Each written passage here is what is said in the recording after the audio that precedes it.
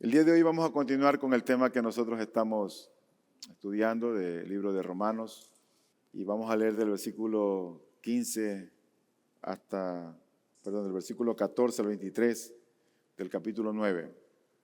Pero ¿qué es lo que hasta ahora nosotros hemos visto? ¿Qué es lo que hemos estudiado en el libro de Romanos? Cuando empezamos a ver esta carta, nos damos cuenta que Dios ha hecho un pacto con una nación, con un pueblo, con los hijos de Él. Y este pacto consistía en que Dios había prometido bendecir a la nación de Israel. Pero cuando uno va al estudio de Romanos, uno se da cuenta que Dios no ha elegido a todos los israelitas. Si ha hecho un pacto con esta nación, uno se pregunta, ¿por qué no los eligió a todos? Es más, aquellos que no han sido elegidos por Dios se atreven a rechazar al Mesías, se atreven a rechazar a Jesucristo. Entonces surge una pregunta para los lectores que leen esta carta, la cual Pablo ha enviado a las iglesias, y se preguntan si es que acaso la promesa de Dios que hizo a esta nación, tal vez esa promesa ha fracasado, su palabra ha fracasado. Y Pablo dice, no ha fracasado, porque solo los hijos de la promesa son los elegidos. Y así es como él enseña que Dios elige o determina Dios elegir a Isaac y no a Ismael. Determina él elegir a Jacob y no a Esaú.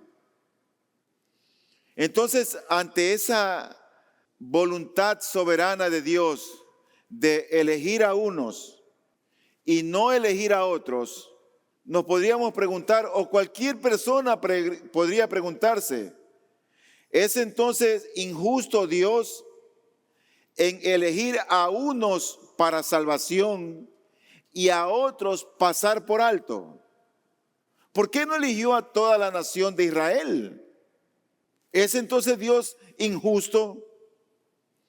Ahora, si Dios tiene la voluntad soberana para elegir a unos y pasar por alto a otros, y por supuesto nadie resiste ni se opone a esa voluntad soberana de Dios, nos preguntamos entonces, ¿por qué todavía nos echa la culpa a Dios o nos reprocha?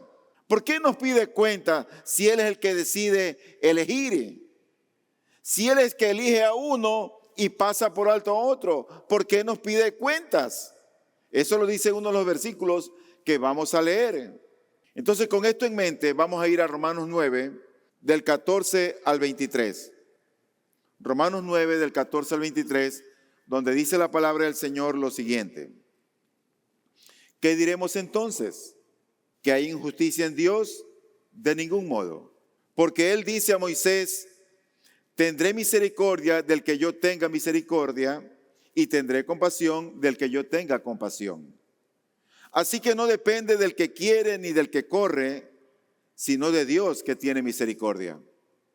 Porque la Escritura dice a Faraón, para esto mismo te he levantado, para demostrar mi poder en ti y para que mi nombre sea proclamado por toda la tierra. Así que Dios tiene misericordia del que quiere y al que quiere endurece. Me dirás entonces, ¿por qué pues todavía reprocha a Dios? ¿Por qué? Porque ¿quién resiste a su voluntad? Al contrario, ¿quién eres tú, oh hombre, que le contestas a Dios? ¿Dirá acaso el objeto modelado al que lo modela, ¿por qué me hiciste así? ¿O no tiene el alfarero derecho sobre el barro de hacer de la misma masa un vaso para uso honorable y otro para uso ordinario? ¿Y qué si Dios, aunque dispuesto a demostrar su ira y hacer notorio su poder, soportó con mucha paciencia a los vasos de ira preparados para destrucción? Lo hizo para dar a conocer las riquezas de su gloria sobre los vasos de misericordia que de antemano Él preparó para gloria. El título del sermón en esta mañana es ¿hay injusticia en Dios? Y es una buena pregunta.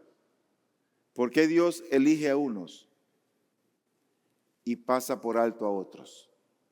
A veces dentro de una misma familia. ¿Es salvo el papá? ¿No es salvo la esposa?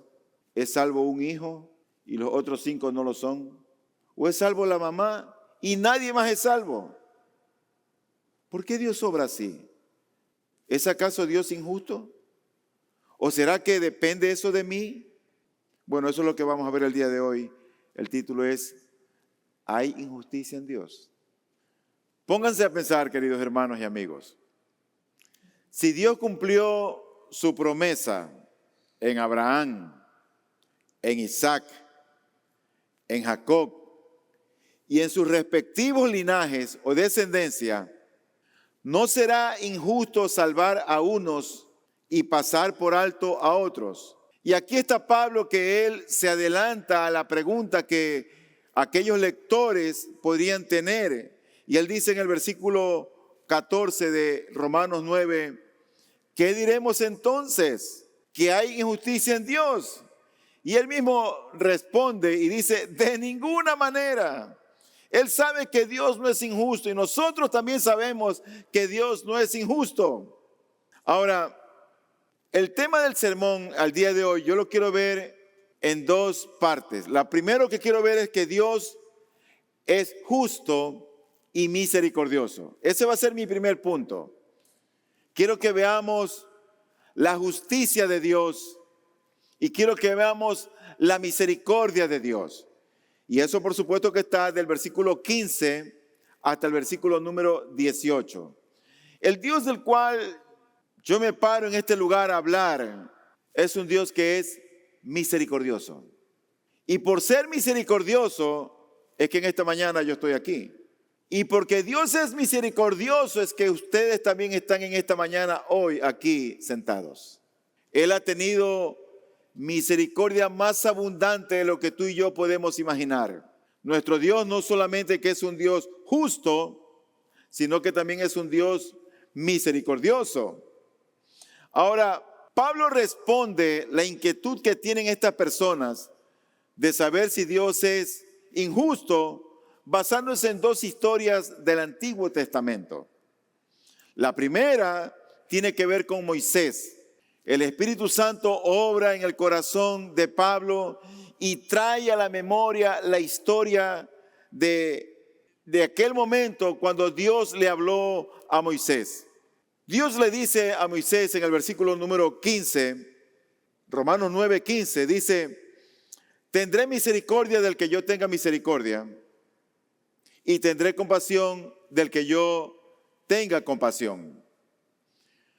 La Nueva Versión Internacional lo traduce de esta manera. Dice, tendré clemencia de quien yo quiera tenerla y seré compasivo con quien yo quiera hacerlo.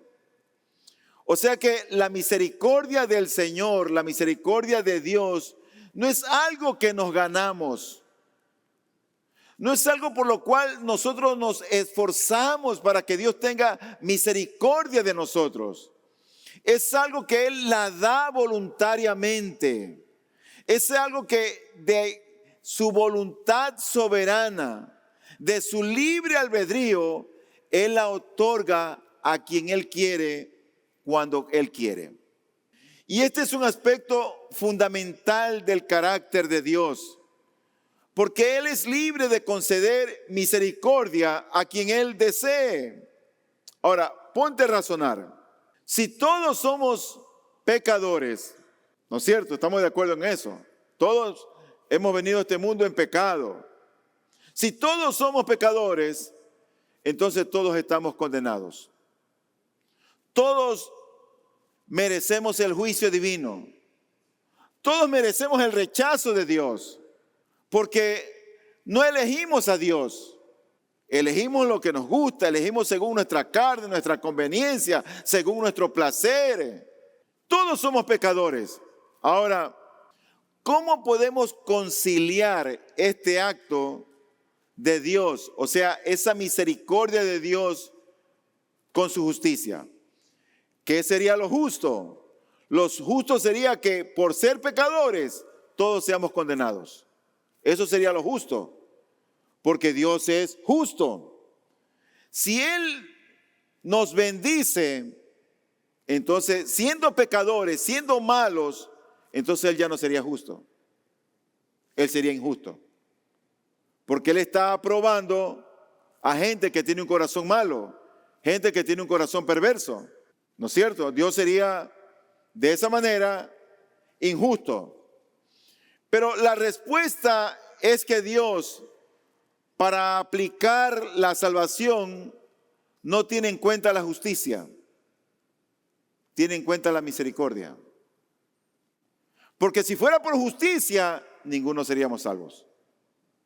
Entonces, cuando Dios aplica la salvación en la vida de las personas, no tiene en cuenta su justicia, tiene en cuenta su misericordia. Por lo tanto, la salvación o elección que Dios hace al hombre no depende del deseo ni del esfuerzo humano. Depende enteramente de la misericordia de Dios. Cuando alguien llega a ser salvo, no es porque esa persona le ha mostrado a Dios que es justo, porque al fin y al cabo nadie es justo, solamente uno, Jesucristo.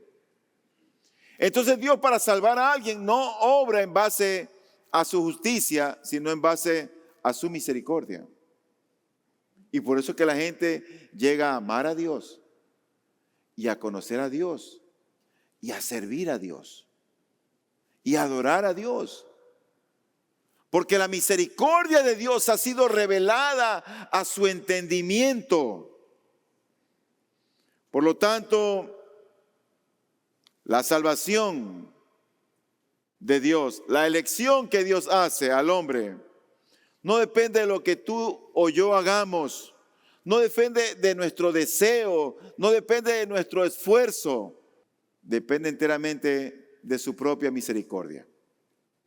Por eso dice el versículo número 16, así que no depende del que quiere ni del que corre, sino de Dios que tiene misericordia. Si fuera por justicia, ninguno seríamos salvos. Gracias a Dios que es por su misericordia. Gracias a Dios que es así. Pero dice el texto que no depende del que quiere, no depende del que desea, ni depende del que corre, no depende del que se esfuerza por hacer algo. No depende de nada de eso. Pero ¿qué es lo que no depende del deseo ni del esfuerzo humano? ¿Qué es lo que no depende de mi deseo o de mi esfuerzo humano? ¿Qué es aquello? Bueno, según el versículo 15, la divina concesión de la misericordia, la gracia, la salvación o el ser aceptado por Él no depende de mi deseo, no depende de mi esfuerzo. Recibir el favor de Dios no depende de nada que nosotros podamos hacer o desear, sino solo de su propia voluntad para mostrar misericordia. Depende de Dios. Entonces él toma el texto de Moisés y lo hace ver de esa manera. Pero hay otro texto, en segundo lugar, donde refuerza la libertad de Dios para actuar libremente, pero ahora desde una óptica, yo diría que negativa, y se trata de la obra de Dios en la liberación de su pueblo Israel. Él toma ahora otro ejemplo para mostrar, para enseñarnos acerca de su misericordia. Y Dios le había concedido gracia a Faraón. Ustedes saben que hay lo que se llama la gracia común. Y la gracia común es para toda la humanidad. Él hace salir el sol, la lluvia y los alimentos sobre buenos y malos, sobre justos y pecadores. Uno dice, ay, no es que soy bendecido por Dios. No, eso es la gracia común. La gracia especial es la gracia de la salvación, cuando Cristo ha sido revelado al corazón de alguien. Así que Dios le concede la gracia a este rey de Egipto, a Faraón, que él se siente en el trono a gobernar. Y este hombre es el rey en Egipto. Dios tiene un propósito al ponerlo ahí como gobernante. Siempre cuando Dios obra, lo hace con un propósito. Nunca es algo vano. El mismo hecho de que tú estés aquí en esta mañana no es algo vano. Dios tiene un propósito por el cual Dios te ha traído. No es algo vano. No es que tu papá te dijo, vístete y vamos a la iglesia. No es que a mí me dio la gana de ir a la iglesia. No, fue Dios que te trajo. Y siempre hay un propósito cuando Dios obra de esa manera. Por ejemplo, en Daniel 2:21 dice la Biblia, Él es quien cambia los tiempos y las edades. Quita reyes y pone reyes. Da sabiduría a los sabios y conocimiento a los entendidos. Dios es soberano. Dios pone hoy un presidente y mañana lo quita. Dios hoy le da vida y mañana lo mata. Dios hoy le da salud y mañana lo enferma. Así es Dios. No hay quien detenga la mano de Dios y le diga, ¿qué haces? Dios es soberano. De hecho, en 1 Samuel 2, 6 y 7 dice la Biblia, el Señor da muerte y da vida. Hace bajar al Seol y hace subir. El Señor empobrece y enriquece, humilla y también exalta. ¿Tú sabes lo que dice el Salmo 93:1? ¿Cómo empieza? El Señor reina. ¿Sabes cómo empieza el Salmo 97:1? El Señor reina. ¿Cómo empieza el Salmo 99:1? El Señor reina. Estos hombres en el Antiguo Testamento tenían el entendimiento claro que el que tenía el control de la historia en la humanidad era Dios. Y por eso es que ellos decían, el Señor reina. Y cuando tú vas a un salmo que está en medio de ellos, el Salmo 96:10, dice el salmista, digan entre las naciones, el Señor reina. Ciertamente el mundo está bien afirmado, será inconmovible. Él juzgará a los pueblos con equidad. ¿Y por qué es que Dios va a juzgar a los pueblos con equidad? Porque Él reina. Él tiene el control de los hilos de todo lo que ocurre debajo del cielo. No hay nada que escape al control soberano de nuestro Dios. Nada, absolutamente nada. Lo bueno y lo malo que pasa en nuestras vidas está bajo el control soberano de nuestro Señor. Es ese Dios que reina quien le dice a Faraón lo siguiente, en Éxodo 9, del 13 al 16. Deja ir a mi pueblo para que me sirva, porque esta vez enviaré todas mis plagas sobre ti, sobre tus siervos y sobre tu pueblo, para que sepas que no hay otro como yo en toda la tierra. Porque si yo hubiera extendido mi mano y te hubiera herido a ti y a tu pueblo con pestilencia, ya habría sido cortado de la tierra. Pero en verdad, por esta razón, te he permitido permanecer. Subraya eso. A Dios le había permitido que este hombre esté en el trono para mostrarte mi poder, el propósito de Dios. Para mostrarte mi poder y para proclamar mi nombre por toda la tierra. Faraón estuvo reinando en el trono en Egipto hasta que Dios se lo permitió. Pero ahora leamos nuestro texto. En Romanos 9, 17 al 18, dice la Escritura. Porque la Escritura dice a Faraón, para esto mismo te he levantado, para demostrar mi poder en ti y para que mi nombre sea proclamado por toda la tierra. Luego dice, así que Dios tiene misericordia del que quiere, y al que quiere endurece. ¿Cómo? Señor, ¿tú endureces?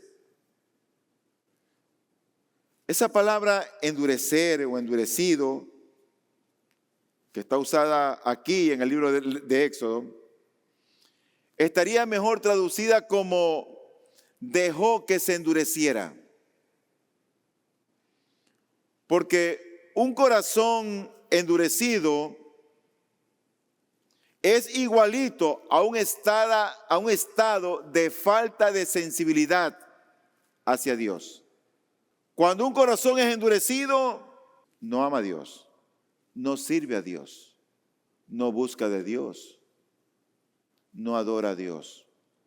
Es alguien que no le interesa leer las Escrituras, no le interesa leer la Biblia.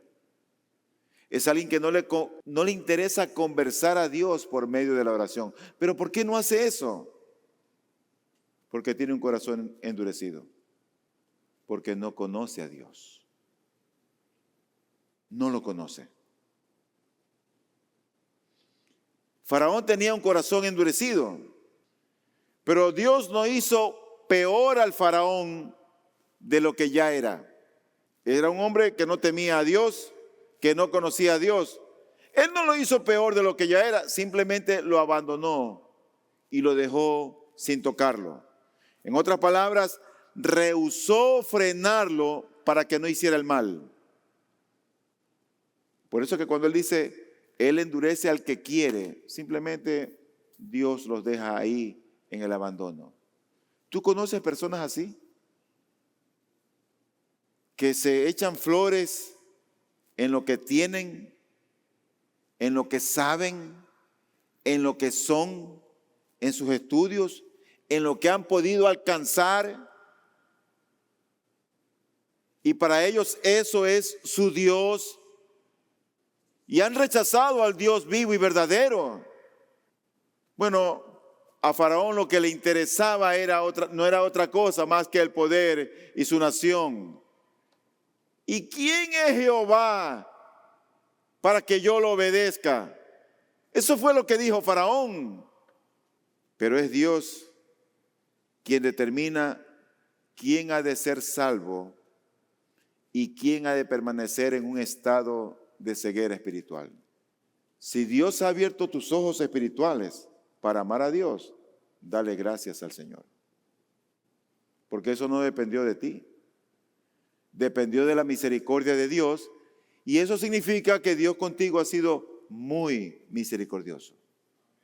Pero si tú no tienes interés en la Biblia, en la iglesia, en la oración, bueno, pídele al Señor que te salve. Y quizá Él te salve, porque yo no lo puedo hacer. Ni siquiera tú mismo lo puedes hacer. Porque no depende del que quiere ni del que corre. Depende de Dios, de quien tiene misericordia. Esto me lleva a mi segundo punto. Ya hemos visto entonces en primer lugar que Dios es justo, pero Él también es misericordioso.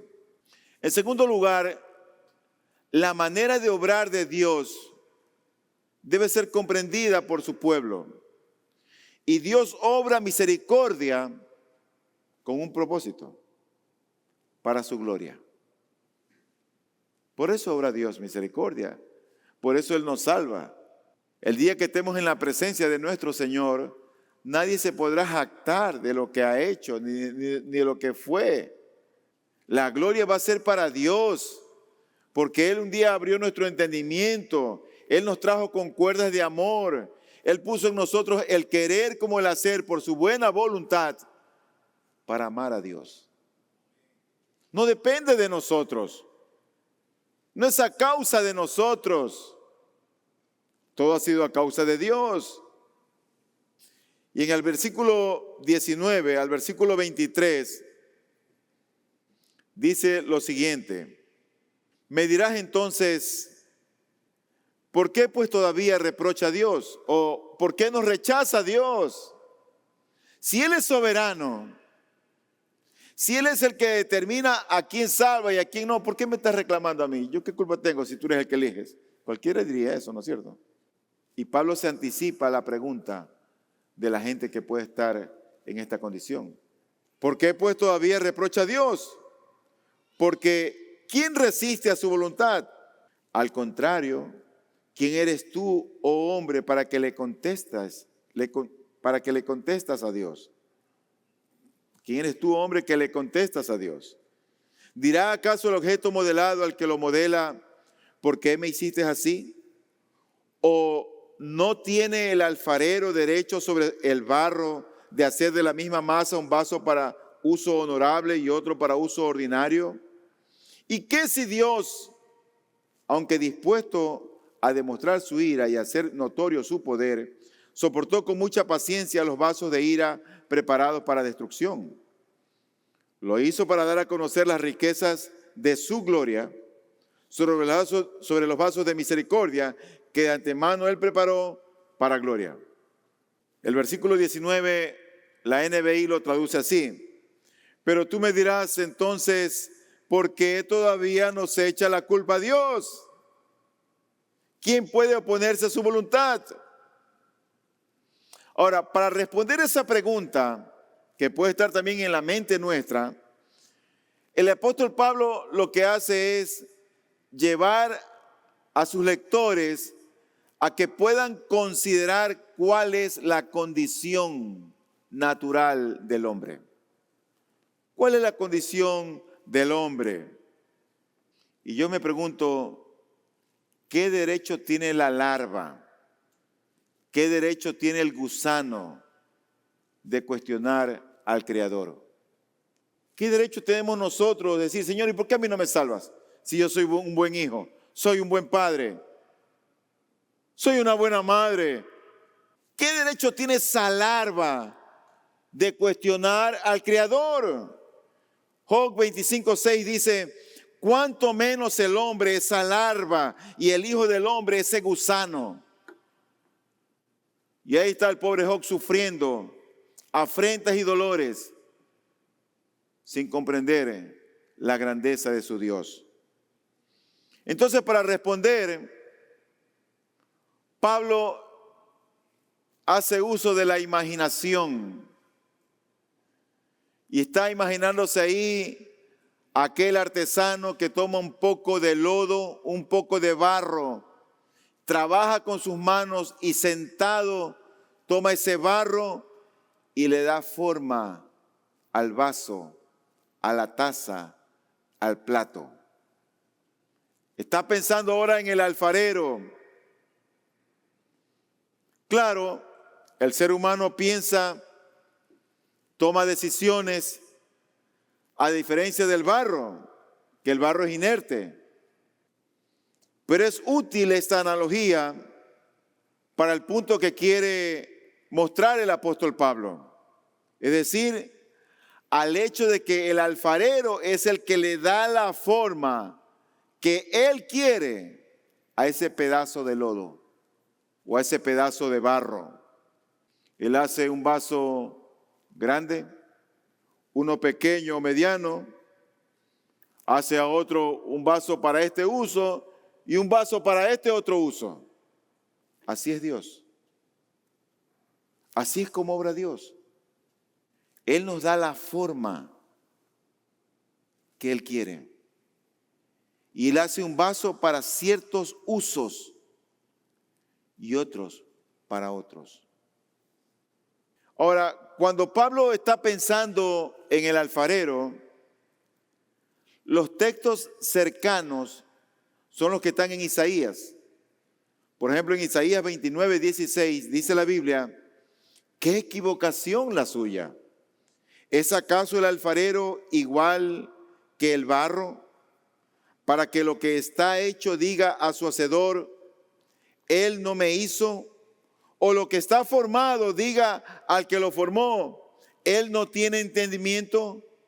¿Cómo un pedazo de lodo, un poco de barro, puede atribuirse a cuestionar al alfarero? Eso es como cuando el mecánico está bajando la máquina y está haciendo los ajustes. Imagínate que el motor diga, ahí no va el tornillo, me ajustaste mal. El mecánico sabe lo que está haciendo. Él sabe lo que está haciendo. Es como que uno está haciendo cierta cirugía en el quirófano y uno va a sacar la catarata y no vamos a poner a que el ojo hable, pero habla al paciente: doctor, ahí no va ese lente intraocular, póngamelo más arribita, por favor, una micra más arriba. Claro, si él me dice a mí, yo le digo, yo soy el que opero, déjeme tranquilo. Imagínate a Dios, un barro, un lodo, cuestionando lo que Dios ha hecho. Él tiene misericordia de quien Él quiere tener misericordia. Él salva a quien Él quiere, y al que no quiere, pasa por alto. Por eso Él es Dios. Y luego dice el versículo 9 de Isaías 45, ay del que contiende con su hacedor, ay del que no es más que un tiesto entre los tiestos de la tierra. La NBI. ¿Acaso el barro le reclama al alfarero, fíjate en lo que haces? Tu vasija no tiene agarraderas. Esos son los textos cercanos. Pero hay unos textos más cercanos que probablemente el apóstol Pablo estaba pensando. Y están en Jeremías.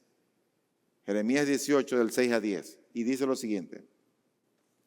¿Acaso no puedo yo hacer con ustedes, casa de Israel, lo mismo que hace este alfarero? Declara el Señor. Tal como el barro en manos del alfarero, así son ustedes en mi mano, casa de Israel. En un momento yo puedo hablar contra una nación o contra un reino, de arrancar, de derribar y de destruir. Pero si esa nación contra la que he hablado se vuelve de su maldad, me arrepentiré del mal que pensaba traer sobre ella. O en otro momento puedo hablar acerca de una nación o de un reino, de edificar y de plantar. Pero si hace lo malo ante mis ojos, no obedeciendo mi voz, entonces me arrepentiré del bien con que había prometido bendecirlo. Ese era el caso de Israel. Había prometido Dios bendecirlos y ellos se fueron en busca de otros dioses y dejaron al Dios vivo y verdadero.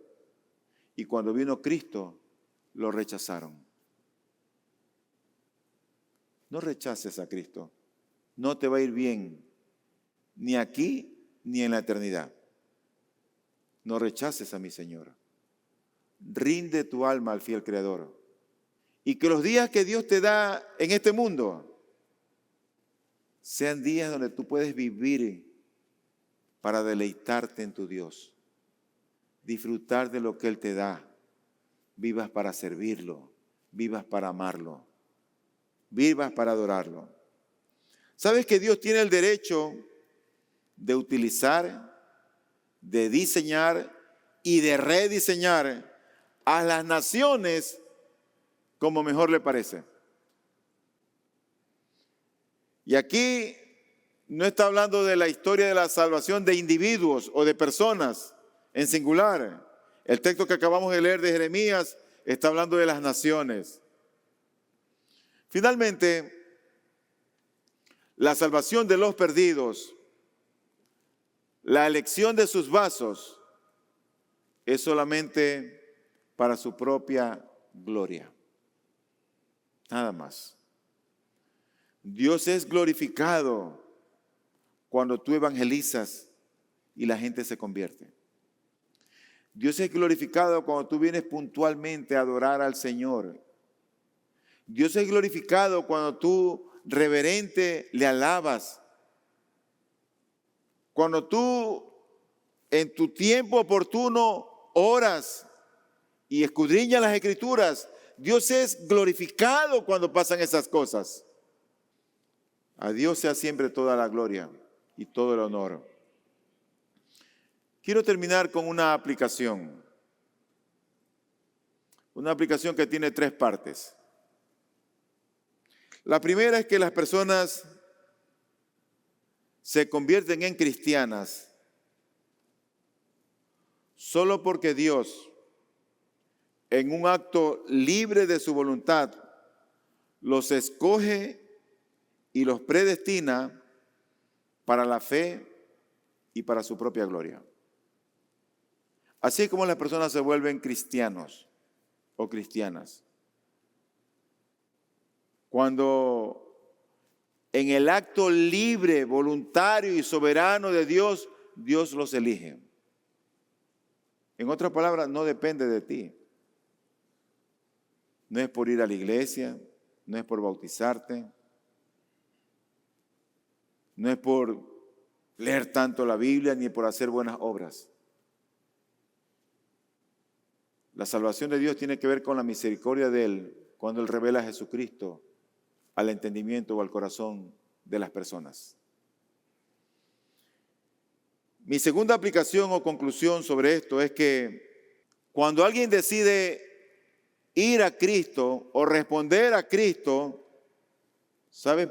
O cuando damos ese paso de seguir a Cristo, lo damos porque ya Dios nos ha elegido. No porque tú quieres. Nosotros lo amamos a Él porque Él nos amó primero. Nada más. Y mi tercera aplicación tiene que ver con lo que es esta misma carta.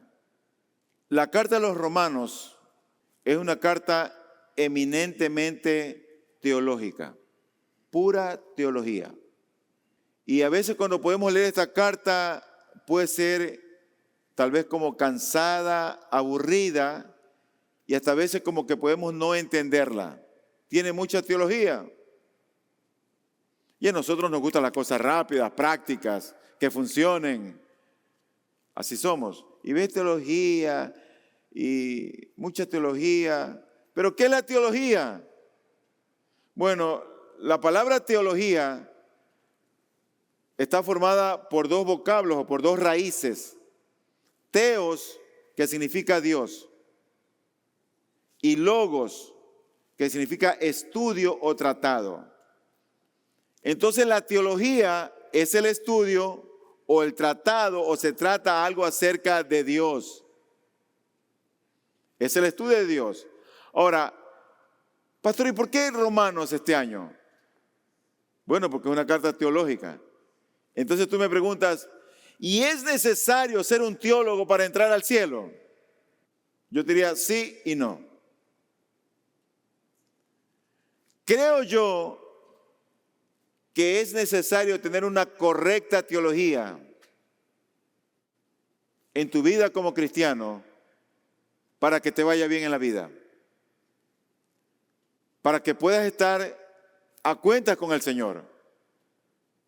Como yo le he dicho varias veces, a veces hay algunos que tienen una teología un poco extraña, que uno no alcanza a entender. Teniendo tantos años en el Evangelio, hay cosas que uno no entiende. Simplemente no entiende. El ladrón en la cruz no era un teólogo, pero él tenía una teología correcta. No era teólogo en el sentido estricto de la palabra, pero él dijo, soy un pecador y ningún mal hizo. Él sabía que el que estaba crucificado ahí no tenía que estar ahí. Esa era su teología. Pero aparte de eso, tenía su fe puesta en Él. Señor, cuando vengas en tu reino, acuérdate de mí. Esa era su teología. No tenía otra teología. Entonces tú me dirás, pastor, pero ¿qué tiene que ver esto de Israel? Si Dios los eligió, no los eligió, si estamos aquí en Ecuador. ¿Qué tiene que ver eso de Israel? Bueno, ¿sabes lo que hace la teología? En la medida en que tú conoces las Escrituras, conoces a Dios. Conoces el carácter de Dios. Y cuando tú conoces más de las Escrituras, lo conoces más al Señor. Y en la medida que tú conoces más al Señor, lo amas más. Si tú no lees la Biblia, si tú no escudriñas las Escrituras, ¿cómo puedes amar a alguien que está ahí descrito en la palabra? Por eso es importante la teología. Y por eso es importante este libro. Porque tú ves aquí cómo Dios obró con esta nación y con todos los pensamientos carnales, mundanos, humanos y egoístas que ellos tenían. Entonces, cuando tú conoces más la Escritura, conoces más a Dios. Y cuando conoces más a Dios, eso nos vuelve más santos y menos pecadores. Por eso es importante la teología. Y por eso es importante el libro de Romanos. Porque en la medida que tú estudias esto, tú te das cuenta cómo Dios ha venido trabajando en la historia de la humanidad.